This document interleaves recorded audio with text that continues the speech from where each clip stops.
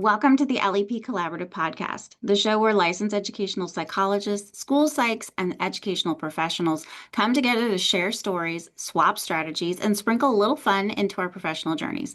I'm your host, Bethany Zoller, and in every episode, we'll dive into candid conversations, expert insights, and maybe a few surprises. Let's connect, learn, and grow collaboratively.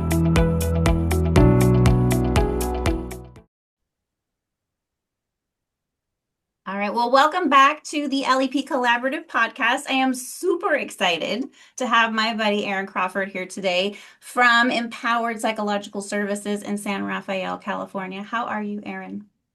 I'm doing well. Thank you so much for having me. Of course, this is a redo for me. Okay.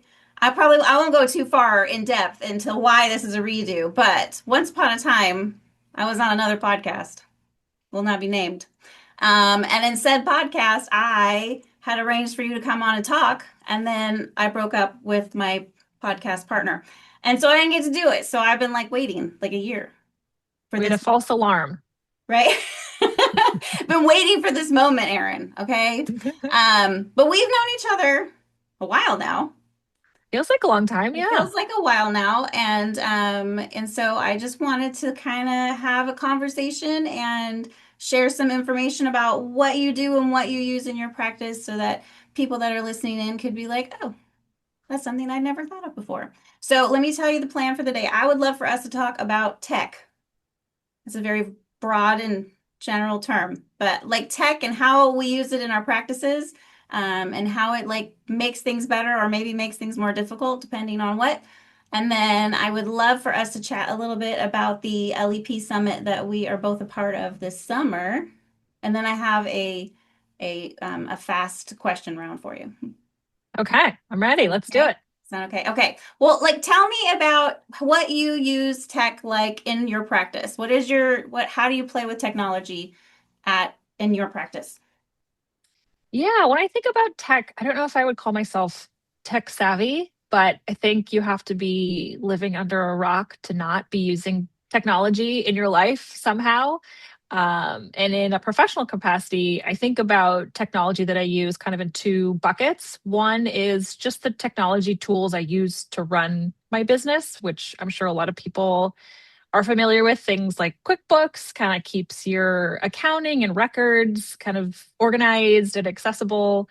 I am not good at doing that on my own, so I would be lost without my QuickBooks. Things like DocuSign. Have When you I always done QuickBooks? Like out the I've always gate, done you went, QuickBooks. okay. Because when I started, I think I actually started with Excel. It's been I a did while. well. I think I used Excel for a month and then I felt overwhelmed. And my Okay. husband said, "Here is your QuickBooks account. Here is your login." Okay, and this is another thing I want to point out. Okay, is I feel like you got a cheat code and that you married somebody that's a business major, right? Isn't he like, I did. I am okay, the first to admit that I have zero business background. And, in having conversations with working LEPs, or as we call them, LEP curious folks, mhm, a big hurdle mentally, emotionally is that we are not trained, most of us, in business. I had no training in business. So I think that is a huge, it's really intimidating, and a reason that some people, I think, have fear or reluctance to go out of the schools sure. and start a business. So yes, I was very fortunate that my husband went to a little business school you may have heard of. It's called Harvard. Ugh. And Now, you know what? Let me think. so he has Yeah, so been you in, totally have a wow. cheat right here, right? Like who else is like, oh, I'm going to talk to my business person from Harvard about how to run my. Okay, so this is good. So Yes, you have a good I source of information. I am cheating. And Yeah. not only did he go to Harvard Business School, he also started his own company. So I think that was 11 years ago. So I definitely have an inside scoop on the A pitfalls, what do you significant need? business asset at your disposal. Yes. And he has Okay, and so been, he's Mr. QuickBooks. QuickBooks all the he way. is Mr. QuickBooks. And I think that something I realized quickly, I'm a very like, do it myself, do it my way, probably not the most efficient way, but some really great advice he gave me is your time is money. So if I'm spending time on administrative tasks like accounting, invoicing, all of those things, that's taking time away from when I could be working with clients. So time is money, time is money. I just remind myself of that. So any tool you can use to make your running your business more efficient, do it. Right. So I've taken that kind of perspective with a lot of the decisions I've made. And I know some of our colleagues have thought, oh, should I use a virtual assistant or things like that? If it saves you time, your time is your money. We're a services business. So do it.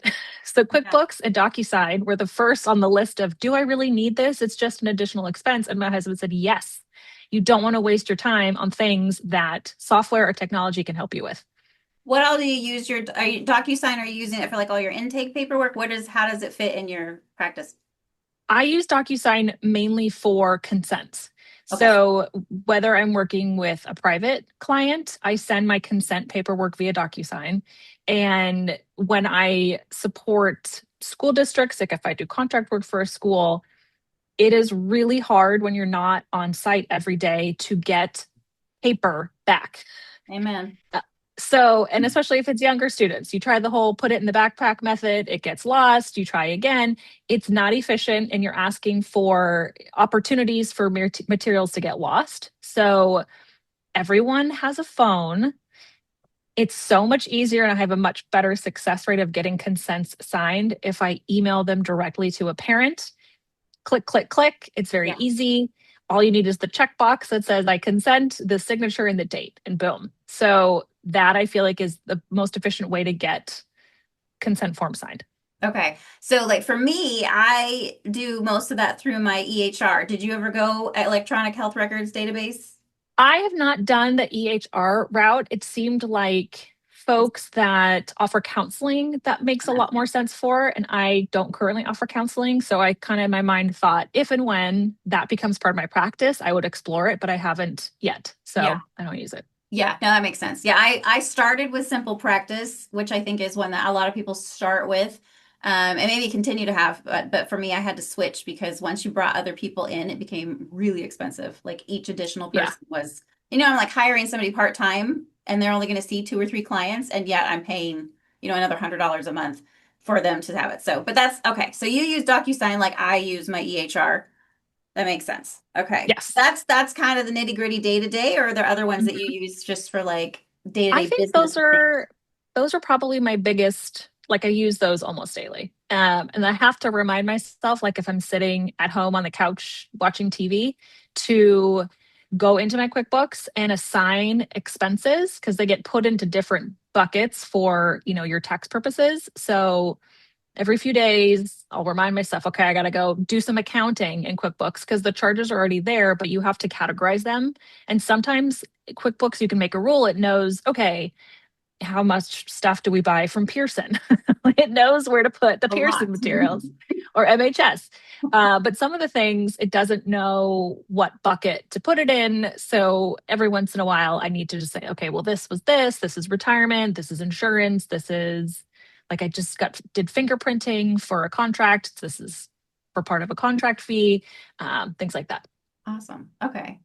And then that is like the perfect segue into, as we mentioned, Pearson. What Pearson. about tech for your assessment practices? Like what's your go-to there? I use tech as much as possible. I think, like I said, paper forms of any kind is just, you're just asking for people to lose them. Hmm. So any rating scale, we should not be sending paper rating scales home with children. Send them electronically. Okay. Everyone has a smartphone, everyone has a computer. It's easier to complete on a smartphone or an iPad or computer. There's a higher chance you're going to get that back if you send a link versus a piece of paper. So that is all my rating scales, whether that's the BASC, whether that's the brief, Connors, ASR, like all of them. Um, there are some more obscure ones that don't have digital versions, but if there is a digital version, I'm always using that. Okay. Um, I use Google Forms a lot. So I have set up my health and developmental histories in a Google form. And teacher input. I solicit via a Google form. And one trick that is a huge time saver, and people who are listening to this are going to say, how do I do this? And my answer is, I don't remember how I did it.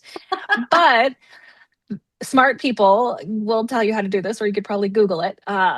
You can make an extension on a Google form. So if you click, I think it's like the top right hand corner of the Google form, you can link the responses and turn them into an Excel spreadsheet, Yes, there is a button for that. which is super time saver because I have my responses in my Google form for things like, let's say, health and developmental history. Then I click turn these Google form responses into a Google Sheet. So it's an Mhm. Excel spreadsheet, and it lays out the information in a nice organized way where the top of a column is the question, and then obviously the cell below is what the response was. I can then take that information, copy paste it, and use our favorite new tool, AI, to create a summary. Yeah. So, what usually, before these tech tools and before AI would take me, I don't know, maybe 30 minutes to an hour to try to summarize background information and health and developmental history information. It's literally click to turn it into a Google Sheet, copy paste, throw it into AI. Obviously, all of the students' PHI either needs to be removed or you need to use a HIPAA compliant AI tool like Bastion. But you've just saved yourself 30 to 40 minutes. Yeah. No, it's amazing. Absolutely amazing. You know, the silly thing that I just learned about Google Forms that like I didn't know up until this point is that I could turn on notifications for when the form gets filled out. I didn't That's know you could helpful. do that. I was like, I've always been like, I have to check in. Did anybody fill it in? Did anybody fill it? And then I noticed there was like three little dots. And I'm like, what happens when I click that? And then it's like, oh, be informed when a response is. And I'm like, oh my gosh, where has this been my whole life? That is Um, helpful. And yeah. some people with Google Forms like to receive a copy of their answers, which I'd say that doesn't happen all the time, but I also have it set up where once you input your responses, you're automatically emailed a copy of your A good responses. idea. I don't think I have that turned on mine. I'm Some gonna, people want it, so I turned it on. yeah. Okay. Okay. And then we touched. Oh, are you an iPad gal? Like, are you doing like Q Interactive or the WJ on the iPad? Any of that stuff? I have been doing Q interactive cognitive assessments since I started my practice. I have not yet purchased the WJ. I think I'm going to soon because I'm running out of WJ4 protocols. I need to switch over. Uh, I anytime I can administer an assessment virtually, Mhm. like using a technology tool, because oftentimes it does the scoring for you. Again, saving time. Yeah. Absolutely. Okay. Okay. And then the other one that I know uh, was sort of newly introduced to you was Nova Psych and Nova Note. How are you usually, what are they and how do you use them in your practice?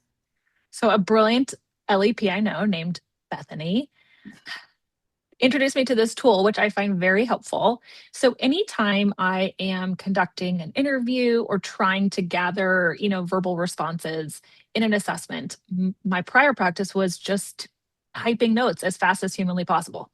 That makes your hand tired and it's not very efficient. And if you have a kid who talks fast, it's really hard to write and type everything they say. So this tool has been really helpful in instead of typing away, just listening to a student's responses and getting to engage with them because it's being recorded. And what's cool about the recording is you get a transcript if you're really interested in the specific responses. And AI also makes like a lovely summary. So you kind of have your pick of do you want a summary or do you want the actual transcript of what was said? And it has been super helpful. I've still been playing around with it. I've had a lot of success if I'm in the same room Yeah. with an assessee. I realized it wasn't really helpful when I tried to have it record and transcribe a virtual meeting. Okay. I It haven't got tried that. it got very confused. It thought there was four speakers. In Oh, fact, there was just me and the other person. So if you look in the transcript, it said speaker A, speaker B, speaker C, speaker D, and I said, wait, what? There was only two people on this call, and it did not do a very consistent job of recording the other person's responses. So I Okay. don't think it's super helpful for that. But if you're in the same like space as someone, or I've Yeah. tried, like if I have a family reach out with questions about assessments, I'll take the phone call on my phone and turn it on speakerphone, and then it captures what they say. Oh, okay. I'll have to try that. I haven't done it that way. I have been using it for maybe a year now, but always for my in-person interviews and I have it in my informed consent before anybody like yells at me and make sure whatever. It is in my informed consent that I use AI for a whole lot of different reasons, and one of them is utilizing this platform. But I love it for amygdala, like as and especially like an adolescent adult MIGDAS where I'm just kind of doing that whole Yes. clinical interview. Oh my gosh, it's so good because I want to be able to engage. And when I am having to stop and take notes so that I remember the thing to later write, I mean, I lose information, right? Yeah, you Um, lose the thread. yeah. So yeah, Absolutely. I'm glad that that has been helpful for you. The Nova Psych side of things, because they're the same platform, just like two different branches. I haven't played with quite as much, but I have been having I do a lot of adult assessment. So I have everybody fill out like a GAD-7 and a PH, whatever, the anxiety and depression screeners. And I have them do it on that. Like they'll come in and I'll just kind of hand them an iPad and it's like ready to go and they click it and then it's already pre-scored and everything. But I have done a couple of the questionnaires. Like I just tried a new ADHD one this last week and I'm like, oh, that was really good information. So Hmm. there's 9 million in there. Like I don't know where these rating scales came from, but there's some pretty cool ones in there too. Yeah, I want to check out more. I feel like they're lesser known, so people don't really snoop around in there, but I think it sounds like there's some things worth exploring and Which trying. can be very helpful, like on an IEE, where they threw everything at the person, Yep. plus, Hmm. and I'm like, what in the world is left? And sometimes I'll go on there. And I mean, I still want to use ones that people are familiar with because, you know, that's important as well. But getting new information sources is a good way to go. Okay. Yes, I feel like if you do IEEs, you end up having a really extensive testing library because when a student has had every test under the sun, you're like, a unit? What's left? Yeah. So I have so many test kits that I probably have only used a handful of times in those situations where they've given everything else. Which is when I will say I'm not a huge, you are definitely more tech savvy with the iPads. I still like yell at mine every time I try to turn it on because I have to like reset everything every time. I don't know what it is about Q Interactive. It's like I will go in and want to start it and then it just does a little spirally thing and I have to like shut down my iPad pretty much every time to get it to like Yes, come back to life. it it is not the best product, and I build in an extra 20 to 30 minutes before I'm expecting a client to do what you just described. I expect it to not work, so I build in cushion time to restart, power down, power on, log in because it always has issues. So I'm like a over planner. I'd rather buffer time to deal with that and troubleshoot than have the kid walking through the door and it's not working. I am the latter that you just talked about. That's my experience and my practice is that they come in and then I'm like, why isn't this working? And then sometimes the kid can figure it out because they're like more tech step. No, but yeah, True. I don't use it very often, but I've had to lately, and I just keep going. What? What am I? Why isn't it? Why can't it just do what it's supposed to I do? know. Like those, you have one job. It has a lot of issues. But when it does work, or once you get it to work, it will work. But once you like get all of the things in a row, I will say, I love that it pops up with the scaled scores like as you're doing the test. And it's like, okay, well, maybe I want to follow up with this as you're doing It's it. very helpful. Yeah, It's very that's helpful. Yeah. So I fantastic. usually have my laptop open with, you can see as you're going through what the standard scores are. And just like you said, it helps me say, oh, that was kind of lower. Maybe I should do like sometimes I'll bust out my Whisk 5 interactive, and follow up with a subtest if they scored lower, just to get more information about kind of the constructs that were being measured. Another tech tool that I really like and kids love is Nesplora, which is a Oh, yeah. continuous performance task on virtual reality. So it's through the Oculus Meta VR glasses, which are kind of expensive. Oh my Yes. God. Yes. I You just gave would it, so be it's right next to me. it's fun. Yeah. It's it's really interesting. I have a decent sized office and lots of stuff in it with, books and games and test kits, and kids always see the glasses. No matter, even if I'm not even doing an ADHD assessment, they'll see the virtual reality glasses and say, "What are those? Can we use those? I want to use those." Their kids are so drawn to it Yep. that I kind of use it as my like carrot. If we're doing some not as fun activities, it's like, well, if we finish this, we can do the virtual reality test. And kids are obsessed with it. Do they So ever get disappointed though about 5 minutes in? I have not had that. I've Okay. had comments like the kids are very pixelated, like the quality of the visual is not up to par, but kids really like it. Oh, And see, mine, I tend to have, they're so about it, right? But it's a sustained attention task, right? And so yeah, then they're like, like, when is it over? I'm like, I don't know. When you're done, you know? And I love that it measures movement because it's always like I'll have this kid that's like trying to sit upside down while they're doing it, and it's like excessive motor movement. And I'm like, yep, that's for sure. yeah, that's You, a fun one. And have you done the I think adults, the I have aquarium? not done. Oh, that's not true. I did it once. I had a college age student, so I did the aquarium, and it The, was it's cool. cuter. Yeah. The aquarium is much cuter. I kind of wish that they gave the kid version a non sitting in the classroom. I get why Mm, they do it. It simulates the kid sitting in the classroom, but like in the classroom, we're not usually just pushing the button when we hear whatever the word is that we have to hear. Um, sure. so I'm like, okay, but I do get a kick out of it, like when the kid like coughs or sneezes behind the person, and they're always like, "Whoa, what was Yeah, that?" or psst, Yeah, that's always a good one. Like, what? Where'd that come from?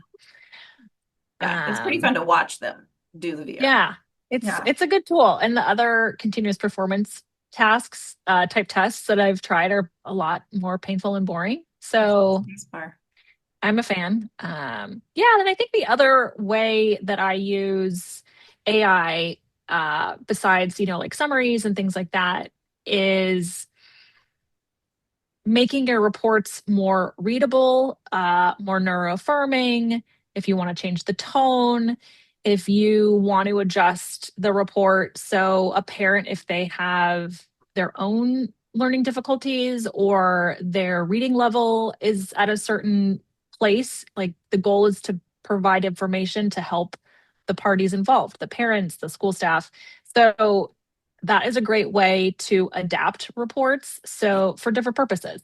I found that really helpful. And I think the other way that I use AI is just with communication assistance. If I'm trying to draft an email that I either want to sound warm and supportive or professional, or I'm trying to explain something that, we in the field have said a million times. So it's, like second nature to us. But for the first time going through this, a family might not understand what a term means. So On my phone. it, Sorry. Keep I going. just, I find it helpful to, especially with email communications, because a lot of things can be misunderstood or misinterpreted. And I think in real life, I'm a direct communicator. And sometimes being a direct communicator can come across in an email as kind of harsh or rude. Okay. So when I'm trying to communicate something in, either a neutral or a warm tone, I call my robot and say, can you rewrite this in, this manner? Because I think sometimes I'm trying to do things quickly and it can come off as short or rude. And that's not the impression I want to give. But if you can't see my face and my tone, hear my tone of voice, you miss those cues. So I, a lot of times, just say, I use Claude when there's not PHI involved. Like, hey, Claude, this is an email I'm trying to send. Can you rewrite it for me in a professional manner or in a supportive tone or whatever? I think that could be really helpful with like tweaking email communications. Is Claude specific to that purpose? Is that what it's all about? Is like correspondence? I've never used that platform. No, it's just from what I understand, again, this is my husband and his tech company and his head of product has decided that Claude is, at least right now, winning the AI race. Oh. Um, I think ChatGPT was initially the big dog because they were the first, and Claude has since, I think, caught up in just the quality of responses. And what is nice, I've noticed about Claude versus ChatGPT, is it can follow a thread. So even when I am asking questions of Claude that are unrelated to prior questions, like for the email example, please explain to this parent the difference between a school-based assessment and a private assessment. Sure, Mhm. I could say that on a phone call, or I could just let Claude save me time and draft a nice response as to the differences. If I then ask Claude to do something completely different, please ask this family to check their email to see if they received the documents I sent to move forward with an assessment. Claude connects the threads, even if you don't tell it to, which ChatGPT doesn't necessarily do that. It takes kind of every statement and answer as like its own separate topic. Mhm. I've noticed that Claude, like kind of amazingly, will thread through the components of everything you've asked, which is really kind of interesting. And Yeah. I have noticed that ChatGPT doesn't really do that. Maybe you can tell it to do that, but default it doesn't. Right. Um, and I really I like using Claude. I've tried them both. I've used the paid versions of both, and I'm lately leaning more towards Claude. Okay, I'm gonna have to try it. I've never done Claude. I've heard of it, but I've never done that one. The one that it comes because I have a Google Workspace through my whatever with the BAI. Gemini, So Gemini, but I haven't been in love with Gemini. Like, I don't know what it it's is. okay. It's okay, but It's it's not, okay. I don't know. I tend to use Bastion just because it's my platform that I use for my report writing. So I'll have it like craft a response or whatever. But you're right, like it definitely is not going to integrate like every one of chats is that's all that it is, and it Separate. doesn't remember anything outside of that. So no, Hmm. that's cool. Okay, Claude. This sounds Yeah. fancy. I'm gonna Yeah, or go, like go marketing talk to Claude. materials. I've said, hey, Claude, can you make me a flyer talking about how the summertime is a great time for kids to get an assessment because they don't have to miss school? Like, and it creates like a nice flyer. Oh, that's so It's cool. a fun tool for different uses. Yeah, definitely. Okay, awesome. Well, thank you for that. I want to transition into another exciting topic, which is it has a really long title because it's The Misty summer Bonta. summit, Yes, but it's like get psyched because Misty Bonta is allowing us to go under her amazing umbrella of get psyched. And then we are five minds because there's five of us. Anyways, but it's like a really long title. Maybe next year if we should think about that. Us all. I'm just calling it the summer summit. Summer Summit for The summer educational summit. psychologists or Yeah, LEP curious are also I invited. like that. I like that. Um, what are you like? Tell like people who don't know and don't get to hang out with us, which sorry, they should because we're a lot of fun. Um, how did this come about? I think all of us, like many LEPs, practicing LEPs or LEP curious folks, we sort of ventured out into this world of private practice on our own with a million questions and a lot of anxiety. And there's no tool book. I think we all just sort of figured things out on our own. Things like, do I need QuickBooks? Do I need a lawyer to help me either write or correct contracts? Do I need office space? How much do I spend on test kits? Can I borrow test kits?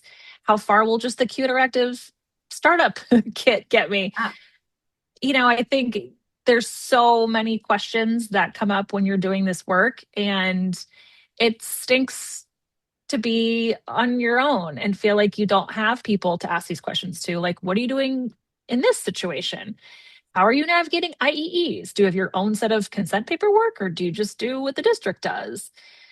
Do you go with their rate? Do you come up with your own rate? What about sexual abuse and molestation oh insurance? Like man, we could have a whole podcast on that subject. Maybe there's that's for so another many, yeah, there's so many details, and emotionally it can be lonely. So I think we all find support and connection in this group, and we have our group of five, but we also have other groups of, Misty leads a monthly group, Zangoff leads a monthly group. So it builds community, which I think for us as individuals and human beings who have feelings appreciate support, validation. And a lot of times it's, this is what I'm thinking. Am I thinking about this correctly? Whether it's, a case consultation or instrument selection, there's just a lot of questions, and there's a lot of things we're doing for the first time that would feel a lot less scary if we could say, hey, how did you do this?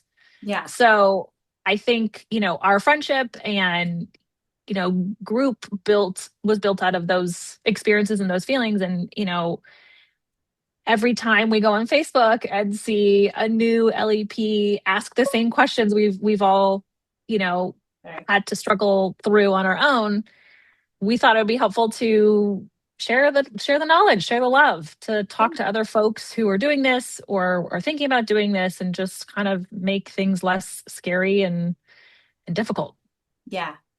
I think we kind of came up with the topics with the idea of like what do we want to go to? Like what is a conference that, because I mean there are a lot of places you can get professional development from, right? And there are CEUs that have to be done. And but there isn't anything that is really targeted to people that are in our world. So it's like I can go and get, a great mental health related one. There's lots of those out there. And there are ones that will train me on how to do specific assessments or all those things. But like, is there one that talks about how to be in private practice and No, what fits, like what, and that's a big thing, right? Is just like, am I actually allowed to do this? Because so much of what we do, I mean, it's an offshoot of our school psychology life. But like I work with grown-ups now. I mean, I would say like at least 50% of my population, probably more like 60, 70 now, is working with adults. And that is one that like when I started, I would have been absolutely not. Like that's not in my scope. I'm going to work with kids this whole time, and now I'm like, oh wait, I get to do this. And I can pull up the business and professions code and outline why I can do this. But I feel like with the community, we've got great Facebook groups and things like that, but there is something lacking in specific training for what we do and how we do it. And so I'm excited about that part. Are there any specific topics that we are going to be diving into during the summit that you are excited to either share about or learn about? oh, I think, business basics is a huge one. Like some of the tools that we talked about earlier. Some folks, we didn't need a QuickBooks account when we worked as school psychologists. Probably didn't even know what that was. DocuSign, we didn't need. You didn't need your own test kits. You didn't need your own materials. You weren't negotiating office leases. You weren't either creating or modifying contracts. Like these are all brand new Yeah. skills And your that, clients were handed to you, right? Like you didn't get a Mhm. choice in the matter. There is no, Yep. there's not like you will do this assessment. It's not a, hey, could you, or do you have time, or when would you like to schedule? It is, That it is. is one nice thing. Although sometimes I feel like I just traded my flavor of anxiety of like, I can't say no, I'm overwhelmed and stressed out, to if a few days go by and I don't get any inbounds, I get freaked out like, oh no, no Sure. one's going to ever Yeah. call me again.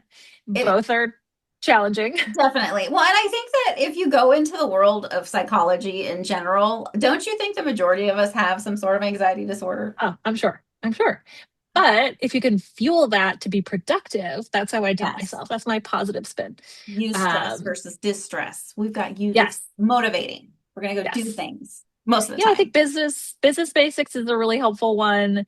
IEEs, that's a whole new world that we didn't do as psychologists, or if we did, it was the person on the other side of the table reading out their IEE. Yeah. Um, those are always seem to be different every single time. You're sometimes a contract is provided for you. Sometimes you come up with your own. Sometimes the district says this is the fee, take it or leave it. Sometimes they say, what would you like us to pay you? Mhm. Sometimes you need to get fingerprinted. Sometimes you don't. It seems like every district does things a little bit differently. So those pieces you kind of have to kind of adjust each time. Yeah. Obviously, the assessment principles are pretty similar. but the reports are different. We're considering the DSM, whereas previously we were just considering ed code. Um, I think that's a really, IEEs are really great opportunity for LEPs, I think, because there's amazing, talented neuropsychologists out there who do amazing assessments, but they don't speak ed code. Right. So you can come up with a laundry list of DSM-5 diagnoses, but any of those may or may not qualify a student under California ed code. So I think districts are understanding more what we as LEPs have to offer because we speak both languages, and some of these private like clinical psychologists and neuropsychologists don't speak ed code. So, they can say this child has a diagnosis of autism, which may be a totally valid and supported diagnosis, but, as someone in the education field is okay, but is that Is there disability educational impact? impacting, Yeah. yeah, is there that impacting their access to their general education curriculum? So Hmm. that's where our minds go, whereas folks with other types of training don't necessarily know kind of how to take their private diagnoses frameworks and fit them into California ed code. And it leaves families, I think, confused. And sometimes, well, this report says they have all these things, autism and ADHD and GAD. So give me my IEP. But those things might not necessarily translate into qualifying criteria for special education. And I think it leaves parents can potentially confused or disappointed, thinking they're going to get one thing, but that's not really the case. So I think IEEs are a unique opportunity for us as LEPs. They can be stressful and contentious because most of the time the two sides are not on great terms. There's been a disagreement or lack of trust, and you kind of have to wade into those waters and be neutral, which can be very challenging. Obviously, parents are very passionate about their children and what their children need. Uh, so there can be uncomfortable Yeah, for sure. meetings. Um, but I think they're a great opportunity for LEPs to kind of demonstrate their skills and knowledge. Yeah, it's definitely one where I think we are uniquely the best candidate to be performing those assessments, right? It's like because we have to marry both worlds. Um, so okay, yeah. So if you're listening to this, you should totally come to the LEP Summit. Do Right? it. That's my thing. We're good. Okay. That's our We plug. That's our plug. You should come. It's gonna be fun. I have some rapid fire questions for you. All Are right, you ready? fire away. Okay. No thinking. You just share. This feels like a Freudian test. Right? How do you feel about your mother? No, just kidding. Coffee or tea? Coffee. Favorite tech tool in your practice? Mm. Claude and I are getting very close these Yeah, days. you and Claude. Sounds like it. Hmm. Getting rid of Bastion. Yeah, See no what you do. PHI for Claude, but everything else. Go-to stress reliever after a busy day. Um, Exercise and then wine. That's And you perfect, can't Erin. you can't do it in the opposite order because if I No, have wine, I'm not going to exercise. no, no. Well, you could, but it would be kind of dangerous, right? Depending on how much wine has been taken. Okay. Yeah. One thing you wish you'd known when you started your practice. Ooh. That it is okay to have imposter syndrome. That doesn't mean you shouldn't be doing what you're doing. That doesn't mean you're not totally capable of doing what you're doing, but that's part of the journey, and that's okay. Okay. I love that. And I wish there was a secret like or a time frame, when it just goes away. And I used to work with a lot of graduate students, and I would always tell them like, yeah, no, it morphs.